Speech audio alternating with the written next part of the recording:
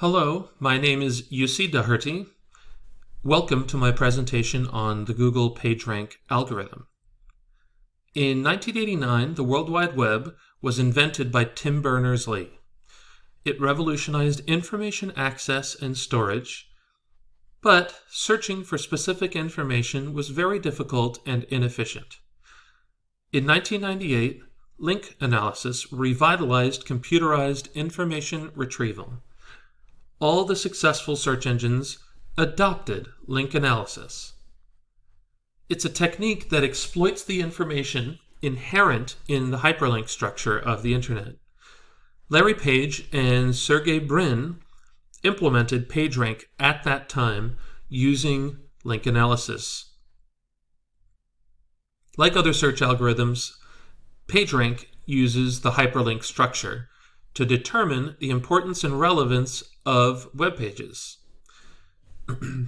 PageRank views the hyperlinks as recommendations.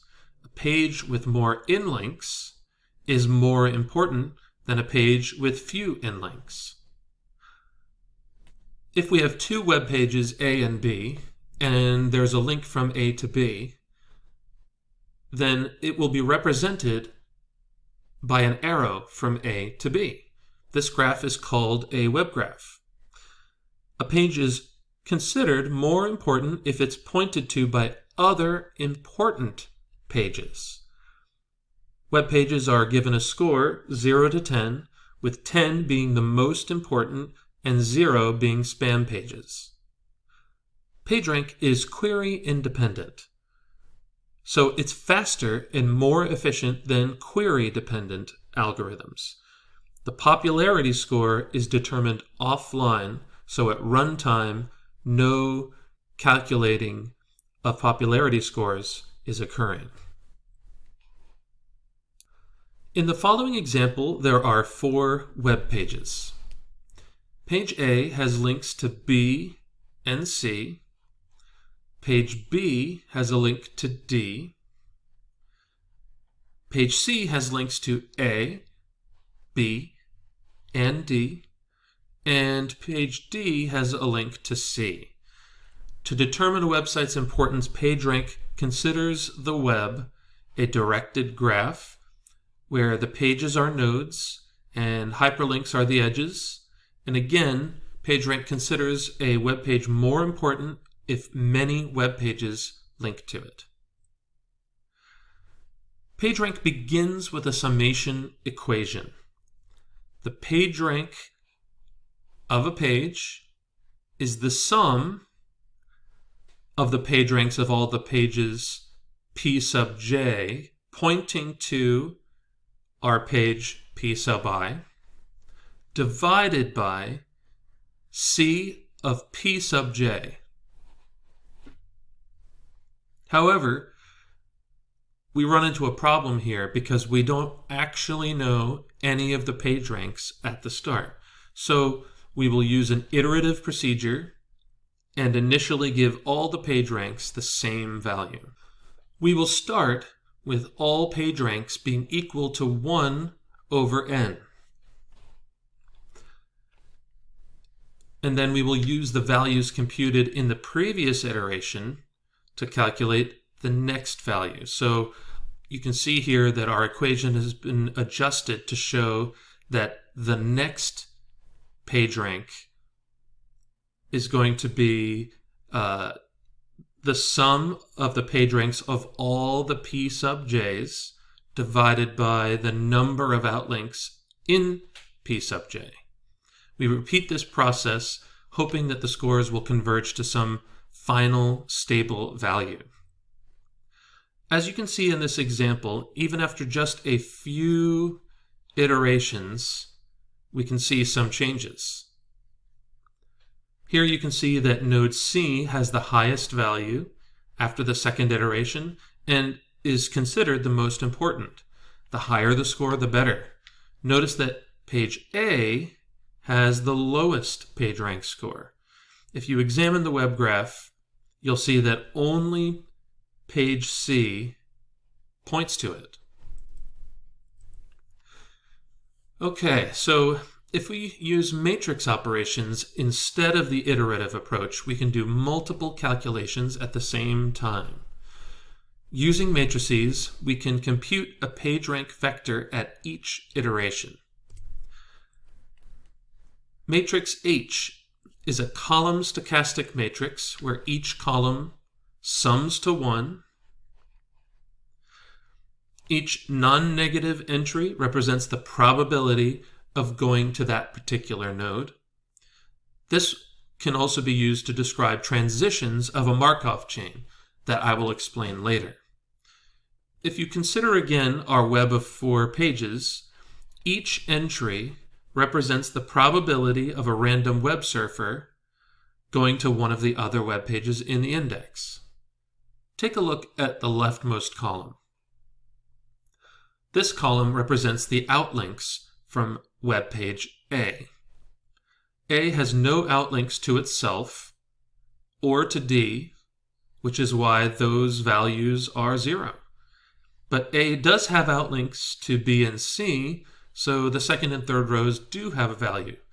Well, these values represent the probability of going to those pages from the current page. If there is no outlink, then the value again would be 0. But because we have a value here, then it will be 1 divided by the summation of the outlinks. Having this matrix is good because now we can transform the iterative formula with the summation into a power method. Using the power method, we need to multiply the matrix with a vector on every iteration. We create a n×1 vector of PageRanks with a row for every web page in our index. You can see that this top value here will represent web page A, web page B, web page C, web page D. And the initial values of this vector will be the initial PageRank assigned to every page, 1/n. The way this will work is we multiply the vector by our matrix H in order to get the next iteration of PageRanks. So then for the third iteration, we need to multiply it again, and we can end up with this formula. If we want to get the nth iteration, we can start with the initial PageRanks, and then we need to power the matrix. Remember that our matrix H is based on the topology of our web. So if we make several iterations, it tends to the equilibrium value. We just have to power our matrix, and we can end up with the equilibrium state.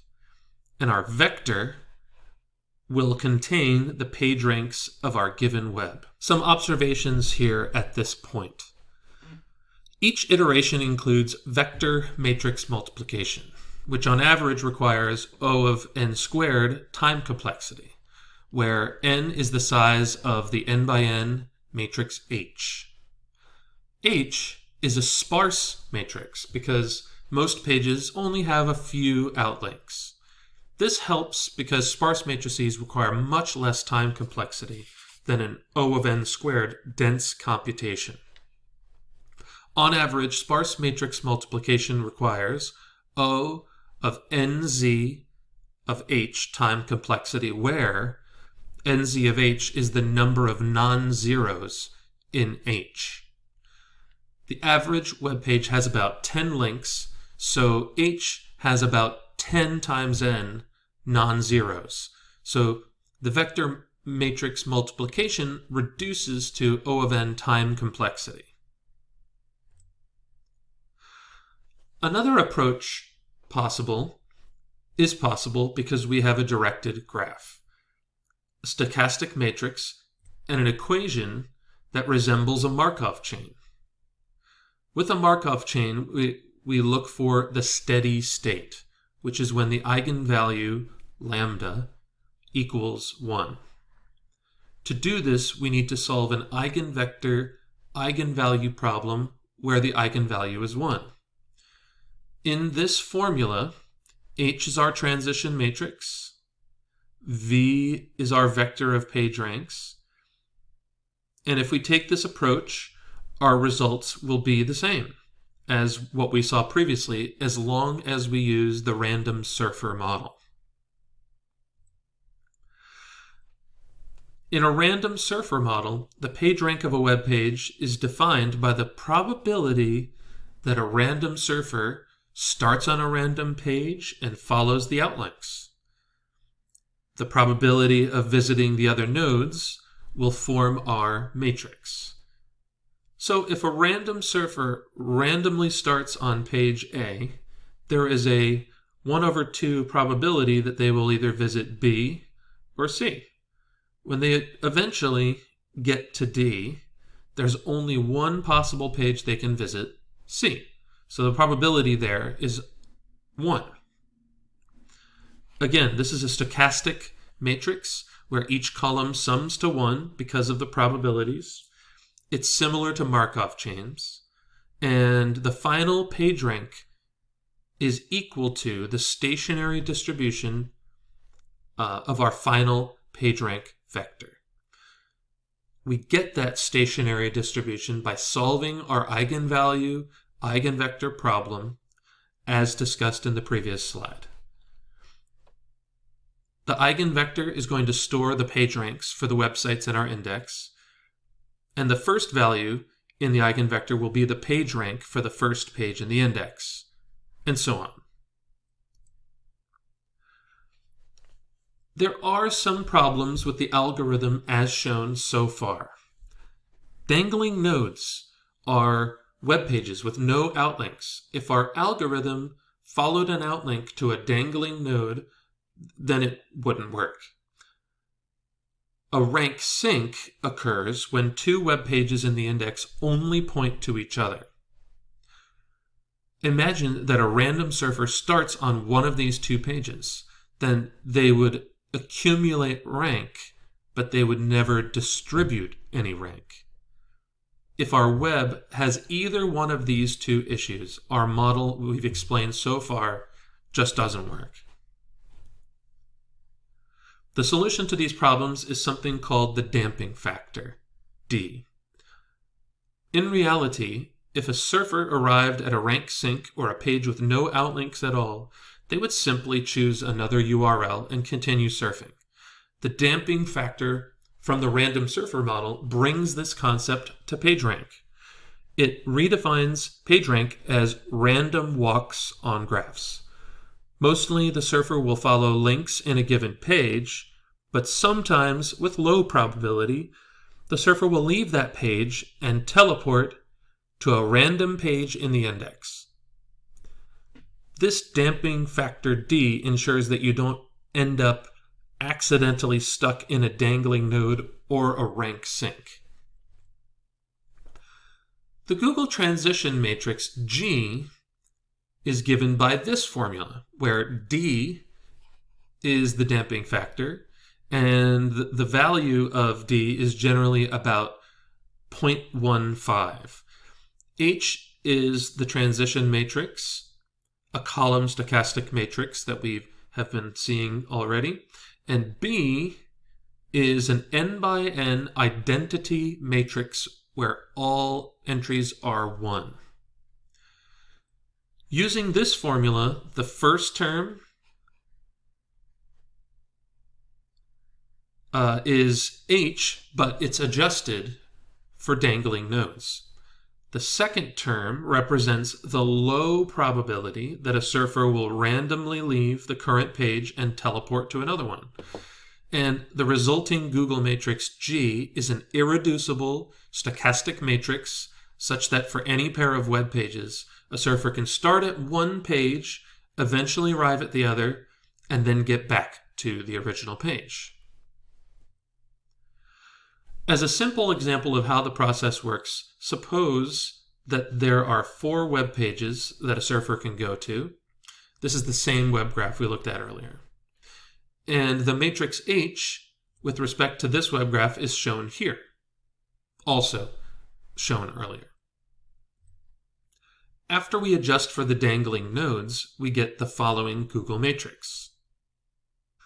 Using an initial PageRank vector with all ones as the starting entries, the resulting PageRank vector from the first 10 iterations using G is shown below. Each row has been normalized. We can also get our PageRank vector by solving the eigenvalue eigenvector problem as discussed earlier. So you can see here we've got some ranks.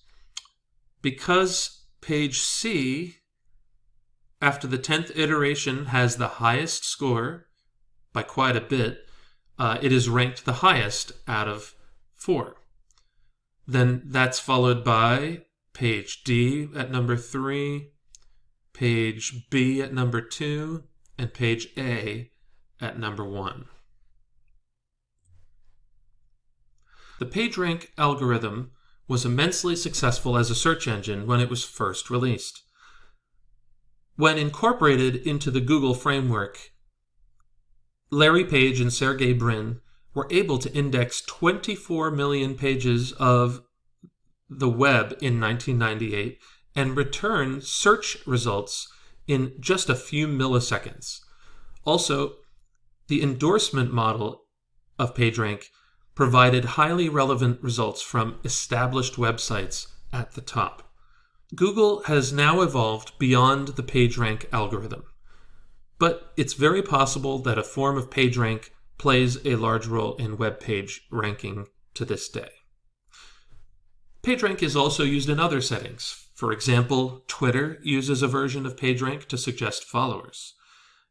And it has been used to measure the reach of academic documents, the impact of blogs, and even protein analysis. Thank you.